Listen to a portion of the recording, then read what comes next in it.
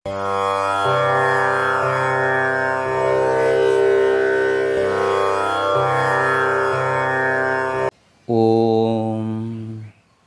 யதாக்னேர்தாஹிகா சக்திः ராமகிருஷ்ணே ஸ்திதாஹியா சர்வவித்யா ஸ்வரூபாம் தாம் சாரதாம் பிரணமாம்யகம். அனைவருக்கும் வணக்கம்.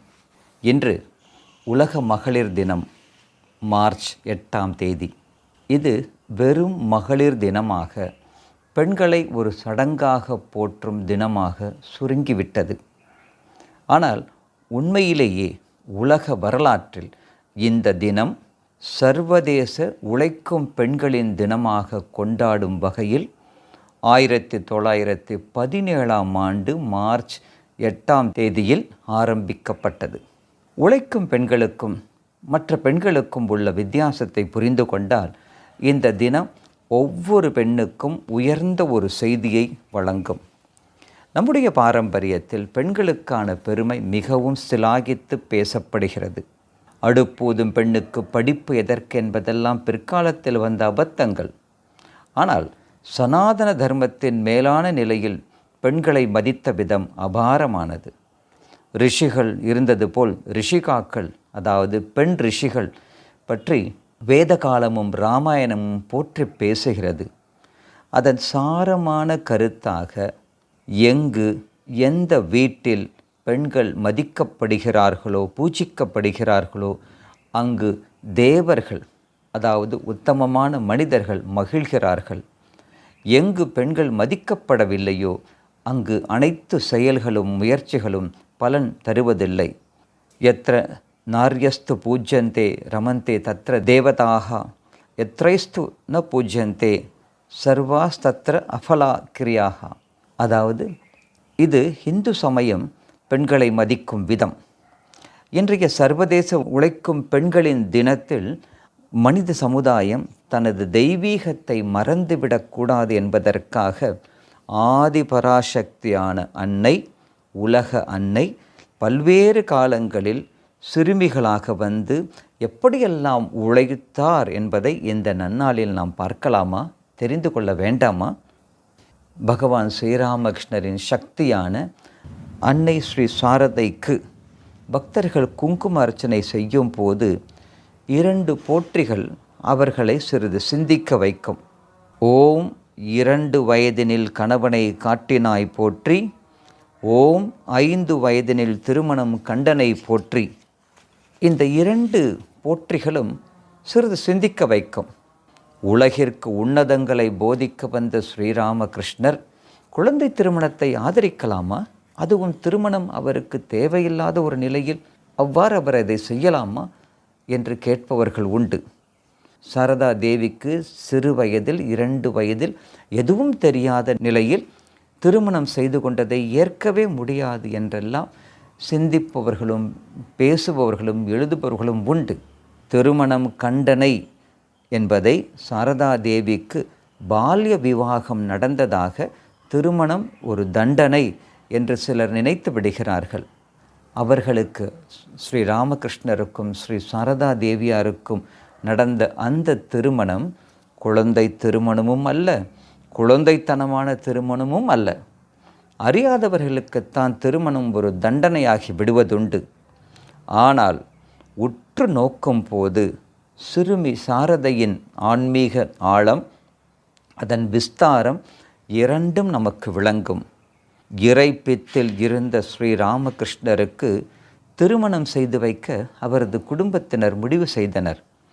பைத்தியம் என்று பெயர் எடுத்திருந்த அவருக்கு பெண் தர யார்தான் முன் வருவார்கள்? அந்த நேரத்தில் பகவான் ஸ்ரீராமகிருஷ்ணரே ஜெயராம் பாட்டியில் எனக்காகவே ஒரு பெண் தயாராக உள்ளார் என்பதை கூறினார். இது தெய்வாதீனமாக நிகழ்ந்தது.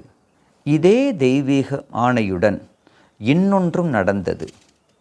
சிறுமி சாரதையை வங்காளத்தில் ஷிகோர் என்ற ஊரில் ஒரு திருவிழாவிற்கு கொண்டு சென்றிருந்தனர். சாரதையை இடுப்பில் வைத்திருந்த ஒரு மூதாட்டி, சாருக்குட்டி சொல்லு, நீ யாரை கல்யாணம் பண்ணிக்க போற என்று வேடிக்கையாக கேட்டார். அரியா சிறுமி என்று பலர் நினைத்திருக்க, சாரதையோ கதாதர் என்ற ஸ்ரீராமகிருஷ்ணரை கை காட்டினார். ஏதோ சிறுமி செய்த ஒரு சிறு செயல் அல்ல இது. சாரதை சிறு வயதிலிருந்தே உன்னதமான எண்ணங்களுக்கும் விசாலமான மனதிற்கும் ஆழமான ஆன்மீக உணர்வுகளுக்கும் சொந்தக்காரர். இதை அவரது வாழ்க்கை சம்பவங்கள் ஆரம்பத்திலும் நடுவிலும் அந்திமத்திலும் பறைசாற்றுகின்றன. ஓர் உதாரணம் பாருங்கள். ஊரில் பஞ்சம் வந்தபோது பலரும் பிச்சை ஏற்றனர். சிலர் தங்களிடம் இருந்த உணவை பதுக்கி வைத்து கொண்டனர். ஆனால் சாரதையின் குடும்பமோ ஊர் மக்கள் எல்லோருக்கும் சுட சுட அன்னம் பாலித்தது. அந்த உணவினை அவசரமாக உண்டு சூடு கண்டவர்களுக்கு சிறுமி சாரதை அன்னபூரணியாக இருந்து விசிறியால் அவர்களையும் அந்த அன்னத்தையும் ஆற்றுப்படுத்தினார் என்றால் எவ்வளவு அருமையான ஒரு விஷயம் இது. சிறுமி சாரதை தொழிலில் தமது தந்தைக்கு உதவினார், சமையலில் தாய்க்கு உதவினார், தம்பி தங்கைகளை தாயாக அவரே வளர்த்தார். பல வேலைகளையும் சிறுமி சாரதை செய்தபோது ஓர் ஆச்சரியம், அவளை ஒத்த அதே வயது இன்னொரு சிறுமியும் அவரோடு இருந்து பணிபுரிவார். தெய்வீக தேவிக்கு சேடிப்பெண் கிடைத்தது போல் சிறுமி சாரதையோடு அவள் உடனிருந்து உழைத்தாள், ஒத்துழைத்தாள். கொஞ்சம் வளர்ந்த பிறகு ஸ்ரீ சாரதை குளத்திற்கு நீராடச் செல்வார். அவருக்கு முன்னே 4 தெய்வீக பெண்களும் பின்னே 4 தெய்வீக பெண்களும் செல்வார்கள். சாரதையின் கண்களுக்கு மட்டும் தெரிந்த அவர்கள் மற்றவர்களின் கண்களுக்கு தெரியாத தெய்வ பிறவிகள் அவர்கள். இவ்வாறு சிறுமி சாரதை தேவி சாரதையே என்று அமைதியாக உணர்த்திய சம்பவங்கள் பல. இப்படிப்பட்ட சிறுமி தன் வாழ்க்கையின் வழிகாட்டியாக தனக்கு தெய்வீக வாழ்க்கையை உணர்த்தும் குருவை 2 வயதிலேயே கண்டு உரைத்தார் என்றால் அதில் ஆச்சரியம் என்ன இருக்கிறது? ஹிந்து பாரம்பரியத்தில் கணவனை குருவாக கொண்டு வாழ்ந்தவர்கள் பலர். 2 வயதிலேயே சாரதைக்கு குரு தேவைப்பட்டது. அந்த குரு எப்படிப்பட்டவர், அவர் யார் என்பதை உணர்ந்த பக்குவமும் சாரதைக்கு அந்த வயதிலேயே இருந்ததை இந்த சம்பவங்கள் எல்லாம் நமக்கு செப்புகிறது. ஸ்ரீராமகிருஷ்ணர் தனது குருமார்களை தேடி அவர் எங்கும் சென்றதில்லை. அந்த சீடரை தேடி அவரது குருமார்கள் அவரிடம் வந்தார்கள். அவர்களை பார்த்ததும் அன்னை பராசக்தி அனுப்பி வைத்த குருமார்கள் அவர்கள் என்பதை ஸ்ரீராமகிருஷ்ணர் புரிந்து கொண்டார்.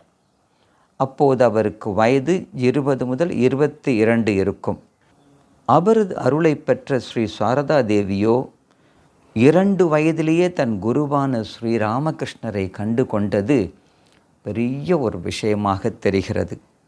அடுத்து 5 வயதினில் திருமணம் கண்டனை போற்றி என்ற வாக்கியத்திலும் ஆழ்ந்த ஆன்மீக புரிதல் உள்ளது. பார்வதி தேவி பர்வதராஜகுமாரியாக அவதரித்தார்.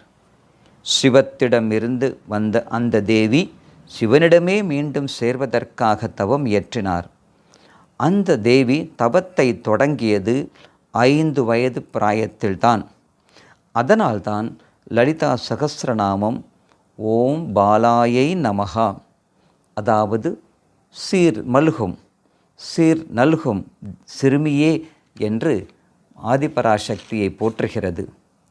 ஸ்ரீராமரை சீதாதேவி மணந்தபோது அவரது வயது 6 என்று வால்மீகி ராமாயணம் உரைக்கிறது. காஞ்சிபுரத்தில் ஸ்ரீ காமாட்சியம்மன் பண்டாசுரன் என்ற அரக்கனை வதைத்தார். அப்போது அம்மனுக்கு வயது 9 மட்டுமே. அகிலாண்ட கோடி பிரம்மாண்ட நாயகி என்று வேதங்களால் போற்றப்படுபவர் அன்னை மீனாட்சி. அந்த தேவியை தனது பக்தியால் புவனம் கடந்து நின்ற ஒருவன் திருவுள்ளத்தில் அழகு ஒழுக எழுதி பார்த்து இருக்கும் உயிர் ஓவியமே என்று பாடி பரம்பொருள் நாயகியை பாலிகாவாக ஆக்கியது குமரகுருபரரின் தமிழும் பக்தியும் தான். அந்த பக்த கவி இயற்றிய பாடலை மெச்சி தனது முத்து மாலையையே மீனாட்சி தேவி சிறுமியாகவே வந்து அவருக்கு அருள் புரிந்தார். சுப்பிரமணியனான முருகப்பெருமானை சுப்பிரமணியம், அதாவது பிரம்மமே புருஷராக வந்துள்ளதை வள்ளி அடையாளம் கண்டு கொண்டாள். முருகப்பெருமானை அடைவதற்காக வள்ளி நாயகி தவத்தை மேற்கொண்டது 5 வயதில்தான். 5 வயசில் அறியா பருவத்தில் பிஞ்சிலே கூடினேண்டி கிளியே பெரிய மனம் இல்லையே என்று ஒரு நாட்டுப்பாடல் நளினமாக அந்த தெய்வீக சிறுமிகளின் தவத்தை சிலாகித்து பேசும். ஸ்ரீகிருஷ்ணரது சக்தியான ராதை பிறந்து பல வருடங்கள் அவள் கண்ணே திறக்கவில்லையாம். அவள் எல்லா காரியங்களை செய்தாலும் ஏனோ கண் திறக்க அவள் விரும்பவில்லை. காரணம் என்ன? பெருமாளை தரிசனம் செய்துவிட்டு என் அமுதினை கண்ட கண்கள் மற்றொன்றை காணாவே என்று திருப்பாணாழ்வார் பாடினார். நமது ராதையோ அமுதம் போன்ற என் கண்ணனை காணும் வரை மற்றொன்றையும் காணேன் என்று தவம் இயற்றினாள். கண்ணன் அவளை காண வந்தபோதுதான் கண் திறந்தாள். முதலில் தன் கண் காண வேண்டியது கடவுளைத்தான் என்பதை காட்டித்தந்தாள் சிறுமி ராதை. சிறுமியாகவே கண்ணனை மனதால் கண்ணாலம் கட்டி கொண்ட ஆண்டாள் காத்திருப்பு தவத்தை கை கொண்டாள். தன் தவத்திற்கு தடையாக வந்த எதையும் அவள் தைரியமாக தவிர்த்தாள். ஆசையை தூண்டிவிடும் காமனிடம் தெளிவாக மானிடவர்க்கென்று பேச்சுப்படில் வாழைகள்லேன் கண்டாய் மன்மதனே என்றல்லவா தன் தவ மகிமையை காட்டினாள் அந்த சிறுமி ஆண்டாள். சேரிடம் அறிந்து சேர் என்பதில் இந்த தெய்வீக சிறுமிகளுக்குத்தான் என்ன ஒரு தெளிவு, என்ன ஒரு திடம்! அதனால்தானே பிஞ்சாய் பழுத்தேனோ ஆண்டாளைப் போல் என்று திருக்கோளூர் பெண் பிள்ளை ரகசியத்தில் ஒரு பெண் அங்கலாய்த்து கொண்டாள். இவ்வாறு தேவிகளாக வலம் வந்து சிறுமிகளாக தவம் புரிந்து உலகிற்கு நலம் புரிந்து தெய்வத்தை மீண்டும் அடைந்தவர்கள் வரிசையில் அன்னை ஸ்ரீ சாரதையும் விளங்குகிறார் என்பது நம்மை சிலிர்க்க வைக்கிறது அல்லவா? அப்படிப்பட்ட ஸ்ரீ சாரதா தேவி சித்த சுத்தியை உங்களுக்கும் நல்கட்டும். விதரது பரிசுத்திம் சேதசா சாரதாவகா என்று பிரபஞ்சசாரம் நூலில் சங்கர பகவத்பாதர் ஆசிர்வதிப்பது போல் நமக்கும் அந்த நிலை அந்த அன்னை தந்தருளட்டும். அதுவே நமது இன்றைய சர்வதேச உழைக்கும் பெண்களின் தின செய்தியாக விளங்கட்டும். ஜெய் ஸ்ரீ ராமகிருஷ்ணா.